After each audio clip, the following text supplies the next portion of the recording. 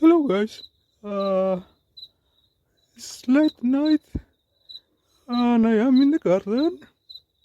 So there is some little friend over here. Can you hear it? Yeah. Can you hear it?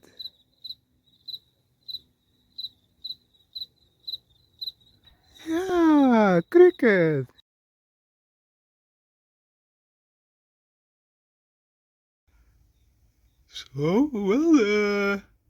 I am a mouse, so I have a very good hearing.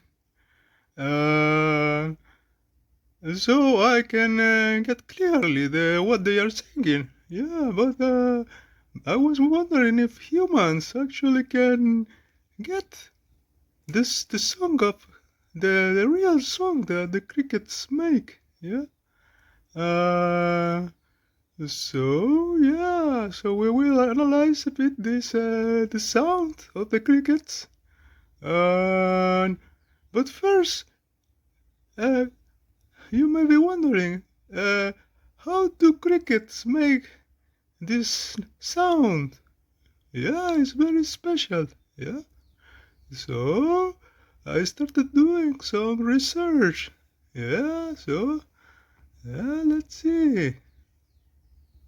Crickets are insects belonging to the Orthoptera.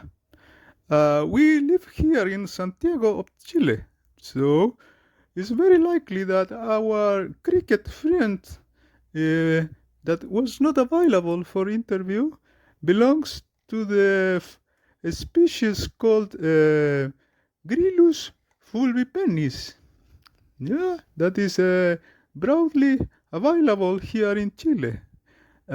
Crickets, they live. Most of some of them on the ground. Yeah, some of them have wings.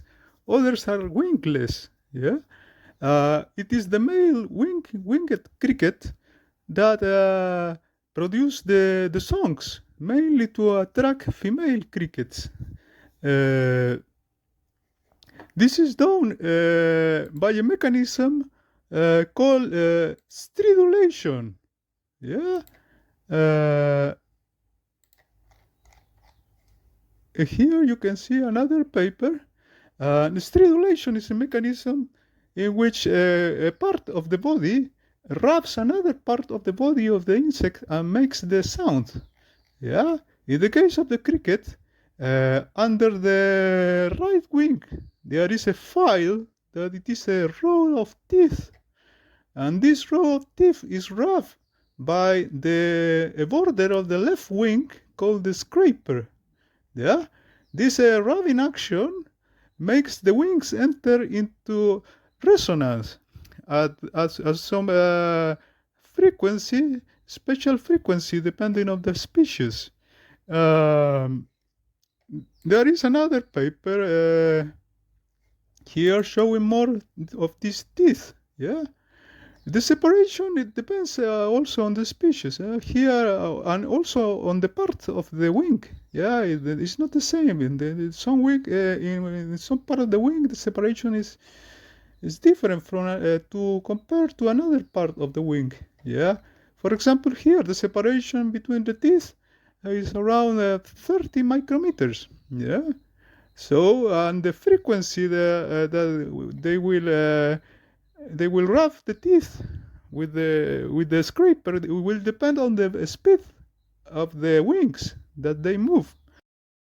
So, but now we can analyze his song. Yeah. So let's see his song. Yeah. So I wrote a code in MATLAB to make the fast Fourier transform of the recording of the song. So here you can see the spectrum, the frequency, the composition of the song, also as a function of time. Yeah. So there are some clear, very intense peaks around 3.9 kilohertz. Yeah. So this but this peak is not a single peak. Yeah, it's modulated in time. Yeah, it lasts around 38, 40 milliseconds, and is separated from second peak just by 8 milliseconds. Yeah, you can see that there is also at the beginning and at the end of these peaks some broadband emission. Yeah, so this also adds to the complexity of the cricket sound. Besides that, uh, there are also harmonics of the main peak. Yeah, you can see here in this logarithmic intensity plot. Yeah, so here you can see the harmonics around 8 kilohertz, near 12 kilohertz, and also the broadband emission at the end and beginning of the peaks. So, yeah, you can see that the song of our friend is very complex in the end. Yeah. So, but how does his song compare to other crickets? Yeah. I will just show you one cricket from another species. Uh, so let's see. So I found this song in the internet. Yeah, it's allegedly from a species called Grilus campestris. Yeah. So you can see now that there are four of pigs similar to the ones of our cricket. And the first one is very weak, but then there are three others that are very strong. Yeah. So, and the frequency is a bit higher at around 4.4 kilohertz. Yeah. So, well, as you can see, there is a lot you can learn about crickets.